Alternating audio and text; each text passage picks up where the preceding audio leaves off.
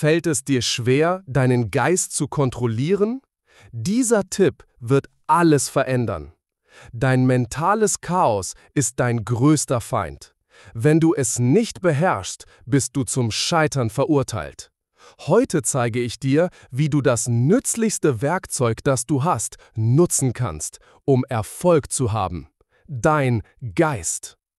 Was mich an der menschlichen Erfahrung am meisten fasziniert, sind nicht die hohen Gebäude, die wir gebaut haben, oder die Ozeane, die wir überquert haben. Es ist etwas viel Mächtigeres, obwohl es zutiefst persönlich ist. Dieses 3-Pfund-Universum, das sich direkt zwischen unseren Ohren befindet. Ich habe Jahrzehnte damit verbracht, Menschen zu beobachten, wie sie dem Erfolg nachjagen, und mich gefragt, warum einige es schaffen und andere nicht. Und ich werde dir etwas sagen, das dich vielleicht überrascht. Es hat selten etwas mit Talent zu tun, auch nicht mit Glück. Der Unterschied, Freunde, liegt ganz im Geist. Jeden Morgen wachst du mit ungefähr 70.000 Gedanken vor dir auf. Das sind 70.000 Gelegenheiten, dich zu stärken oder dich niederzureißen. 70.000 Möglichkeiten, voranzukommen oder zurückzufallen. Ist das nicht erstaunlich? Die meisten Menschen verbringen mehr Zeit damit, ihren nächsten Urlaub zu planen, als zu lernen, diese Gedanken zu kontrollieren. Sie lassen ihren Geist frei laufen wie ein wildes Pferd. Und dann fragen sie sich, warum sie an Orten landen, an die sie nie wollten. Ich habe einmal einen jungen Mann in Chicago kennengelernt. Ein brillanter Typ mit allen Möglichkeiten der Welt. Aber er hat mir etwas gesagt, das mich sprachlos gemacht hat. Er hat mir gestanden, dass er alles versucht hatte, aber einfach nicht vorankam. Also habe ich ihn gefragt, ob er wirklich alles versucht hatte und ob er auch versucht hatte, zu kontrollieren, was in seinem Kopf vorging. Der Ausdruck in seinem Gesicht war unbezahlbar, denn in diesem Moment hatte er es verstanden. Er hatte versucht, alles um sich herum zu ändern, ohne zuerst das zu ändern, was er in sich trug. Dein Geist, Freunde, ist wie der ausgeklügelste Computer, der jemals geschaffen wurde. Aber es gibt ein Detail. Er kommt nicht mit einer Bedienungsanleitung. Niemand bringt uns bei, ihn richtig zu benutzen. Wir lassen ihn einfach mit dem Programm laufen, das unsere Umstände, unsere Umgebung und manchmal, leider, Menschen installiert haben, die auch nicht gelernt haben, ihre eigenen Gedanken zu kontrollieren. Aber hier ist die gute Nachricht, und das ist wichtig. Du kannst lernen, ihn zu beherrschen. Genauso wie du lernen kannst, ein Instrument zu spielen oder ein Auto zu fahren, kannst du lernen, deine Gedanken zu lenken. Die Frage ist, bist du bereit, die Anstrengung zu unternehmen? Denn obwohl jeder sein Leben ändern will, sind nur wenige bereit, zuerst ihren Geist zu ändern. Sobald du verstehst, wie du die Kraft deines Geistes nutzen kannst, sobald du lernst, diese 70.000 täglichen Gedanken zu lenken, anstatt von ihnen gelenkt zu werden, wirst du etwas Außergewöhnliches entdecken. Dass der größte Kampf, den du führen wirst, nicht in der äußeren Welt stattfindet, sondern hier in deinem eigenen Geist. Und nun stell dir vor, das, was dich heute noch zurückhält, kann zu deiner größten Stärke werden, wenn du lernst, deinen unkontrollierten Geist zu kontrollieren. Die meisten Menschen merken nicht, dass sie jeden Tag in einem Kampf stecken. Sie kämpfen klar, aber gegen den falschen Feind. Sie geben der Wirtschaft, dem Chef, dem Wetter die Schuld. Dabei findet der wahre Kampf zwischen ihren Ohren statt. Ich habe mich einmal in einem Café in Dallas hingesetzt und die Leute hastig am Fenster vorbeigehen sehen. Alle schienen beschäftigt, entschlossen. Aber wie viele von ihnen wussten, wohin ihr Geist sie führte? Es hat mich an etwas erinnert. Wir alle fahren Autos, aber einige von uns haben nie gelernt, sie zu lenken. Dein Geist ist wie zwei Menschen, die im selben Haus leben. Einer will früh aufstehen, Sport machen, hart arbeiten und Geld sparen. Und der andere will den Snooze-Knopf drücken, zu viele Kekse essen, Geld ausgeben und den einfachen Weg gehen. Und beide Menschen bist du. Ein Freund hat mir früher immer gesagt, er könne nicht anders als negativ zu denken. Und ich habe ihm geantwortet, wirklich? Wenn dir jemand $1.000.000 anbieten würde, um deine Gedanken 1 Stunde lang zu kontrollieren, könntest du das dann? Er hat gelächelt, weil er die Antwort wusste. Natürlich hätte er das können. Das Problem ist nicht unsere Fähigkeit, Gedanken zu kontrollieren, sondern dass wir ihr nicht genug Bedeutung beimessen haben. Dein unkontrollierter Geist ist wie ein Garten, um den sich niemand kümmert. Und was passiert in einem vernachlässigten Garten? Unkraut bittet nicht um Erlaubnis zu wachsen. Es überprüft nicht deinen Zeitplan und wartet nicht auf einen passenden Moment. Es übernimmt einfach alles. Deine negativen Gedanken, deine Ängste, deine Zweifel sind wie dieses Unkraut. Sie brauchen keine Einladung, um zu wachsen. Du bist der Gärtner. Du hast vielleicht nicht alle Samen gewählt, die im Laufe der Jahre in deinem Geist gepflanzt wurden. Vielleicht bist du in einer Umgebung aufgewachsen, in der Zweifel gediehen sind. Vielleicht warst du von Menschen umgeben, die Spezialisten für negative Gedanken waren. Das war nicht deine Wahl. Aber was von jetzt an in deinem Garten wächst, hängt von dir ab. Der innere Kampf geht nicht nur um positive gegen negative Gedanken. Er ist etwas Tieferes. Es geht darum, wer das Kommando hat. Wenn sich also eine Gelegenheit bietet, auf welche Stimme hörst du? Auf die, die dir sagt, wage es, oder auf die, die alle Gründe aufzählt, warum du scheitern könntest? Ich habe Menschen am Rande der Größe gesehen, bereit, den Schritt zu tun, der alles verändern könnte. Und dann hat ihr unkontrollierter Geist geflüstert: Was, wenn du nicht gut genug bist? Was, wenn du scheiterst? Was, wenn sie dich auslachen? Und so sind sie zurückgetreten. Sie sind in ihre Komfortzone zurückgekehrt, wo sie sicher sind, wo ihr unkontrollierter Geist sie klein halten kann. Du musst nicht alles auf einmal gewinnen. Du musst nur Moment für Moment, Gedanke für Gedanke, Entscheidung für Entscheidung gewinnen. Es ist wie Muskelaufbau. Du gehst nicht über Nacht von 5 Pfund auf 500 Pfund. Du baust Kraft allmählich, konsequent, Wiederholung für Wiederholung auf. Genau das bedeutet es, deinen Geist zu beherrschen. Es geht nicht darum, nie wieder einen negativen Gedanken zu haben, sondern diese Gedanken zu erkennen, wenn sie auftauchen, und zu sagen, heute nicht, hier habe ich das Sagen. Denn die Wahrheit ist, dass dein Leben in die Richtung deiner stärksten Gedanken geht. Und wenn diese Gedanken unkontrolliert sind, wohin werden sie dich deiner Meinung nach führen? Sprechen wir darüber, wohin deine Gedanken dich führen können. Lass mich dir die wahren Kosten erzählen, wenn du deinen Geist unkontrolliert lässt. Weißt du, was die teuerste Immobilie ist? Sie ist nicht in New York, nicht in Tokio, nicht in London. Es ist der Raum zwischen deinen Ohren. Und wenn du dort Chaos herrschen lässt, sind die Kosten überwältigend. Letzten Monat habe ich mit einem erfolgreichen Unternehmer in Phoenix gesprochen. Nach allen äußeren Anzeichen hatte er alles. Ein schönes Haus, ein florierendes Geschäft, eine wunderbare Familie. Aber er konnte nachts nicht schlafen. Sein Geist hat funktioniert wie ein 24-Stunden-Nachrichtensender voller Sorgen, Zweifel und Ängste. Und weißt du, was er mir gesagt hat? Ich habe Millionen im Geschäft verdient, aber ich bin bankrott, was meinen Seelenfrieden angeht. Ist das nicht erstaunlich? Hier war ein Mann, der wusste, wie man Reichtum aufbaut, aber nie gelernt hat, mentale Klarheit aufzubauen.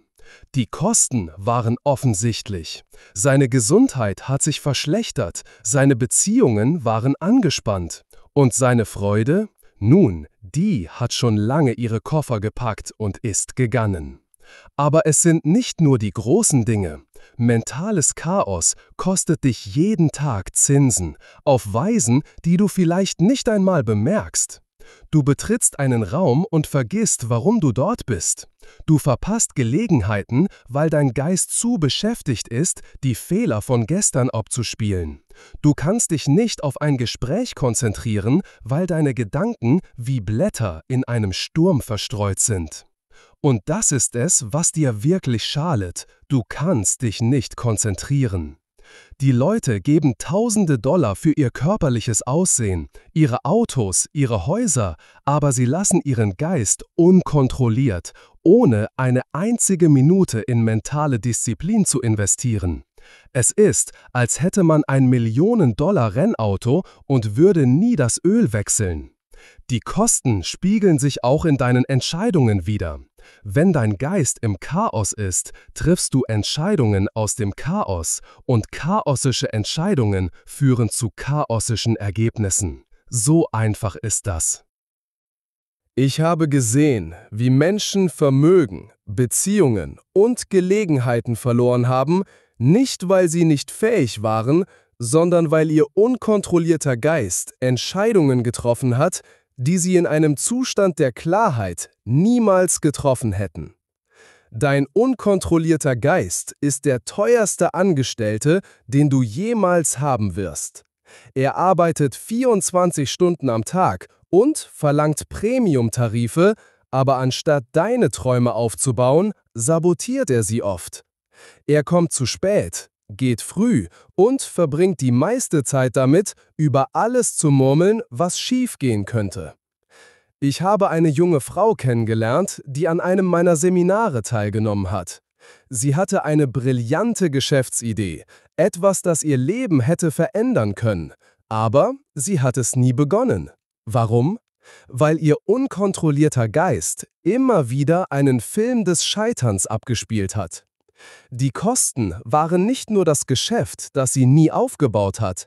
Es waren all die Leben, die sie hätte berühren können, all der Wert, den sie hätte schaffen können, all das Wachstum, das sie hätte erleben können.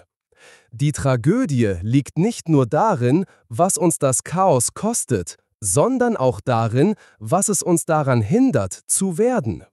Ein unkontrollierter Geist ist wie ein Dach über deinem Potenzial, das begrenzt, wie hoch du kommen kannst. Und das Schlimmste ist, dass die meisten Menschen nicht einmal merken, dass es da ist.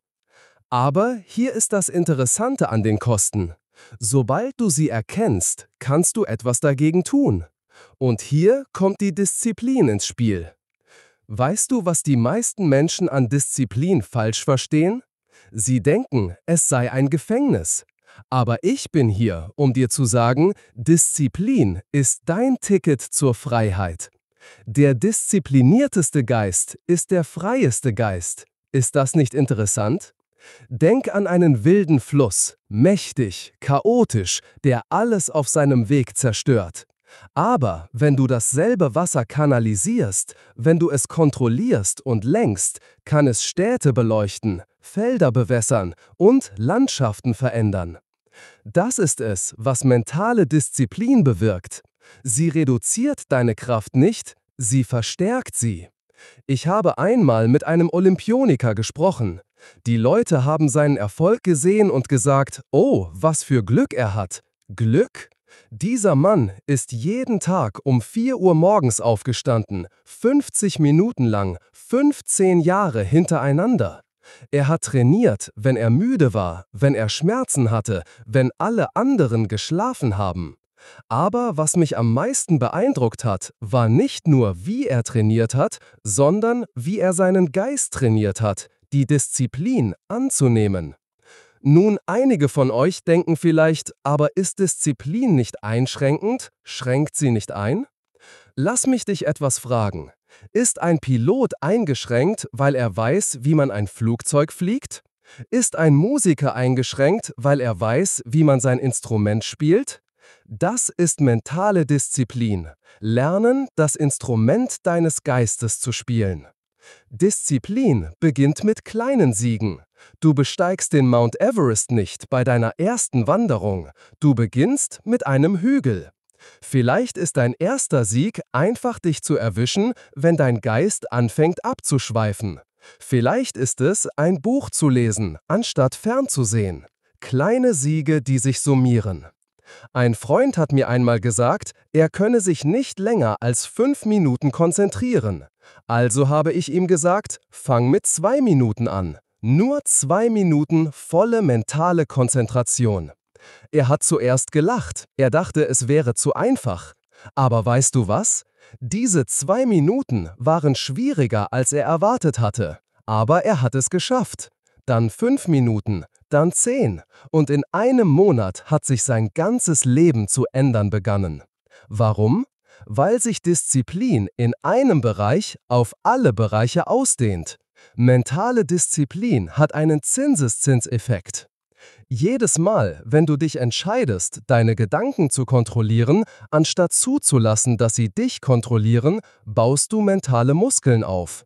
Jedes Mal, wenn du deinen Fokus lenkst, anstatt ihn sich zerstreuen zu lassen, stärkst du den Geist, dir zu dienen, anstatt dich zu sabotieren.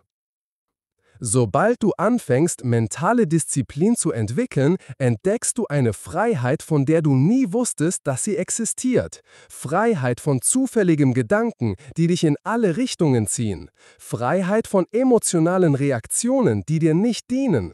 Freiheit, deine Antwort zu wählen, anstatt ein Sklave jedes Impulses zu sein. Disziplin geht nicht um Einschränkung, es geht um Befreiung. Es geht darum, deinem Geist sagen zu können, geh dorthin und er geht. Konzentriere dich hier und er konzentriert sich. Beruhige dich und er beruhigt sich. Das ist die wahre Freiheit. Aber um dorthin zu gelangen, musst du etwas Entscheidendes über die Beherrschung deines Geistes verstehen. Weißt du, was interessant ist, wenn es darum geht, deinen Geist zu beherrschen? Es ist eine Kunst, nicht nur eine Wissenschaft. Und wie jede große Kunst erfordert es sowohl Technik als auch Inspiration. Es erinnert mich an etwas, das ich vor Jahren beobachtet habe, als ich einem Meisterhandwerker bei der Arbeit zugesehen habe. Er hat mir gesagt, der Unterschied zwischen einem Amateur und einem Meister ist nicht nur die Fähigkeit, es ist das Verständnis.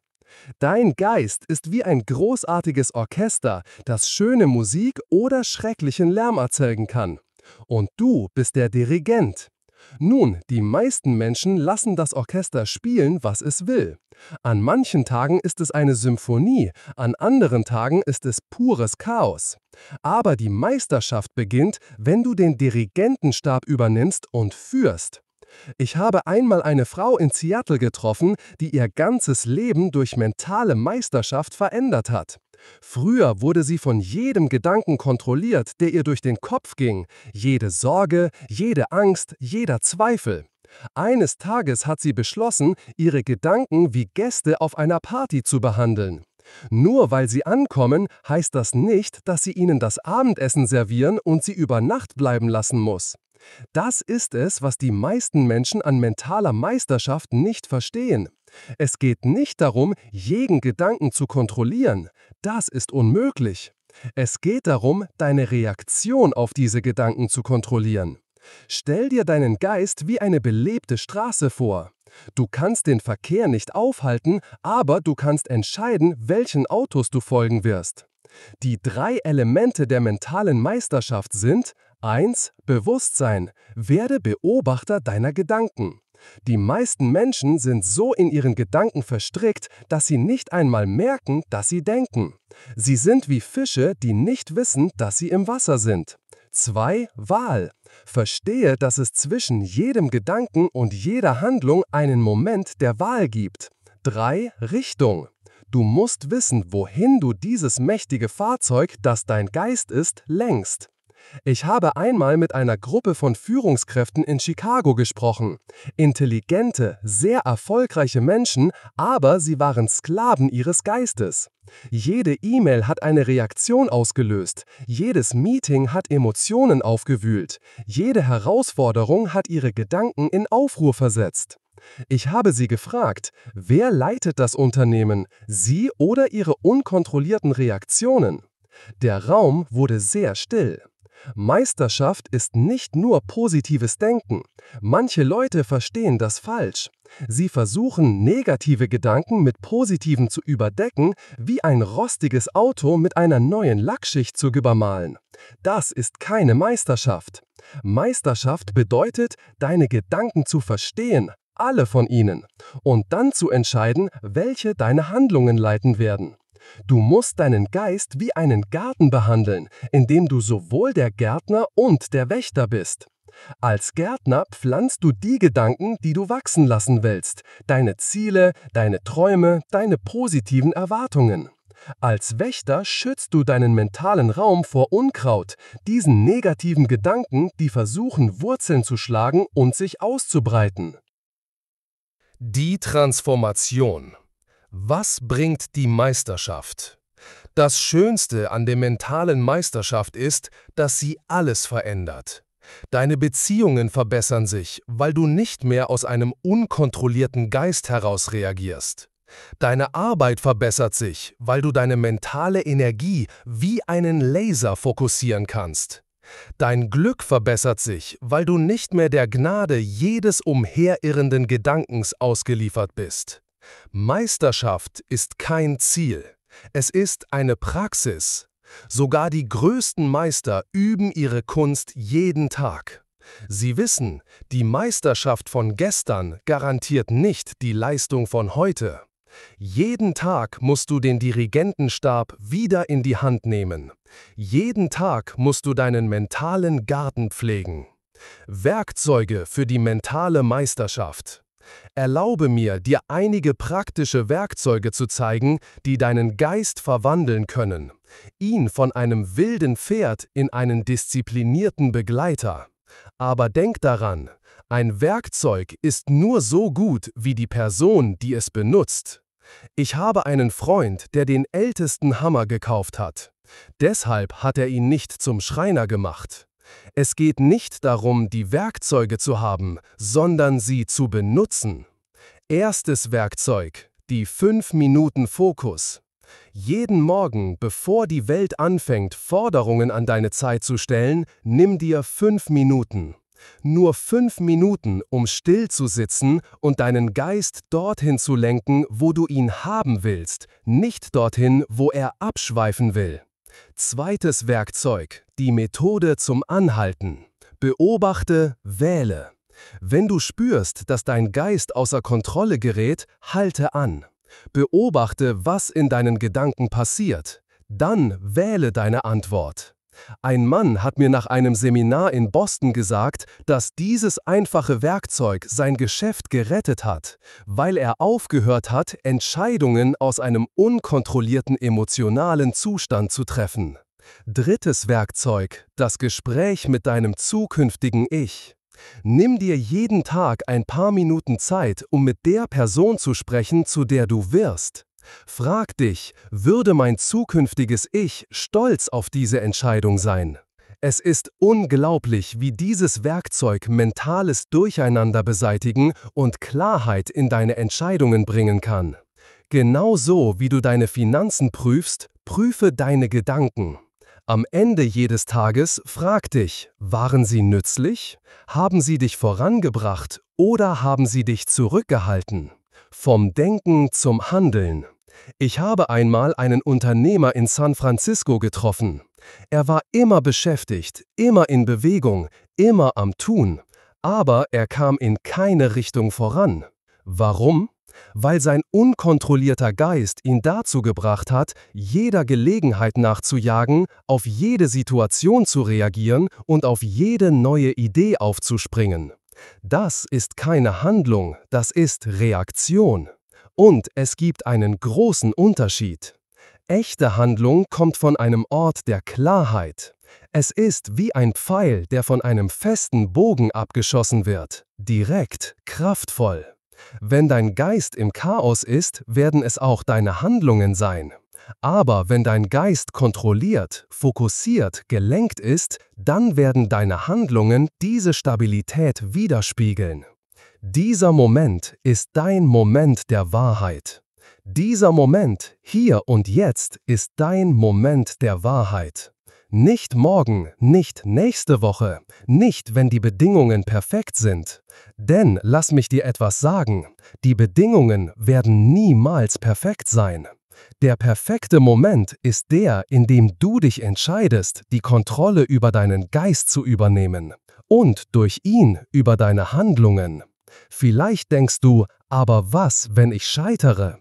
Dann sage ich dir, Scheitern ist nicht dein Feind. Dein Feind ist ein unkontrollierter Geist, der dich daran hindert, es überhaupt zu versuchen. Scheitern ist nur Feedback. Aber du musst in Aktion sein.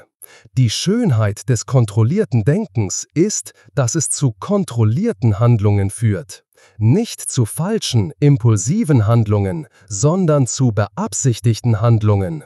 Die Art von Handlungen, die Schwung erzeugen. Die Art von Handlungen, die Ergebnisse schaffen. Die Art von Handlungen, die Leben verändern. Dein Neuanfang. Anfänge können jederzeit geschehen, wenn du es willst. Hier und jetzt kannst du entscheiden, dass dein Geist nicht länger dein Meister sein wird. Er wird dein Diener sein. Das ist ein würdiger Anfang. Ich schaue mich um und sehe unbegrenztes Potenzial. Aber Potenzial ohne einen kontrollierten Geist ist wie ein Scheck über $1 Million, den du nie einlöst. Einige von euch sind heute hierher gekommen und dachten, sie bräuchten mehr Wissen, mehr Strategien, mehr Techniken. Aber was ihr wirklich gebraucht habt, war das Verständnis dieser grundlegenden Wahrheit. Dein unkontrollierter Geist war das Dach deines Wachstums. Erinnerst du dich an den Garten, über den wir gesprochen haben? Den, in dem Gedanken wie Unkraut oder Blumen wachsen, je nachdem, wie du dich darum kümmerst. Nun, jetzt bist du der Gärtner. Du hast die Werkzeuge. Du verstehst die Kosten des mentalen Chaos. Du siehst die Kraft der Disziplin. Du erkennst, was mit einem beherrschten Geist möglich ist. Letztes Jahr habe ich einen Mann kennengelernt, der mir etwas Tiefgründiges gesagt hat. 40 Jahre lang dachte ich, ich höre auf meinen Geist. Heute merke ich, dass mein Geist auf mich gehört hat. Das ist die Transformation, die ich für dich will. Denn wenn dein Geist anfängt, auf dich zu hören, anstatt dass du jedem zufälligen Gedanken folgst, dann wird das Leben zu einer Kreation anstatt zu einer Reaktion. Deine Erklärung der mentalen Unabhängigkeit. Aber es gibt etwas, das du über neue Anfänge verstehen musst. Es geht nicht um Perfektion. Es wird Tage geben, an denen die alten Denkmuster versuchen, dich zu überwältigen. Und das ist die Wahrheit. Was zählt, ist, dass du jetzt siehst, der Kampf ist nicht da draußen, er ist hier drinnen. Einige von euch denken vielleicht, ist es wirklich so einfach? Nein, es ist nicht einfach, aber es ist klar. Klar wie der Unterschied zwischen einem Pferd, das wild läuft, und dem Lernen, es zu reiten. Klar wie der Unterschied zwischen dem Mitgerissenwerden von einem Fluss und dem Lernen zu schwimmen. Nimm diese Wahrheiten mit. Lass sie tief in dein Bewusstsein eindringen. Dein Geist ist dein größter Verbündeter oder dein schlimmster Feind. Und du entscheidest, was er sein wird. Nicht einmal, sondern jeden Tag. Dies ist deine Erklärung der mentalen Unabhängigkeit, deine persönliche Revolution, dein Moment zu sagen, ab heute arbeitet mein Geist für mich, nicht gegen mich.